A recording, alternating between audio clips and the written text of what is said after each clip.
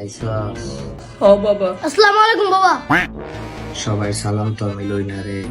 তোর মতো বহুত শয়তান আছে যেদিকে আমি বছরকে বছর বন্দি করে রাখছি। দেখতে চাস? মামা হাপাই একটু বিষয় দিতেছে না।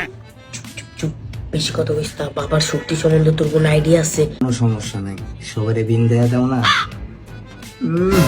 তোমার তো অনেক তেজ বাবা। বাবা খালি মানুষটা বিন্দাতে চাই, খালি। আর ভবিষ্যৎ যে আমি কি করুম বাবা, আর ভবিষ্যৎটা একটু উজ্জ্বল করে দেন। ওর উপরে অনেক শনিবার করছে, ওর মতো টানতাছে রে, টানতাছে না, টানতাছে। অতিরিক্ত তাপ, অতিরিক্ত তাপ।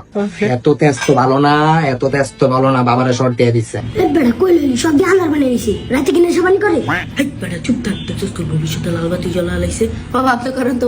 দেখতাছি ওর বিন্দানি রোগ কোন দিক দিয়ে দৌড় দিব আর নিজেও টের পাইতো না। এই যে বন্দি করে লাইছি, বন্দি করে লাই।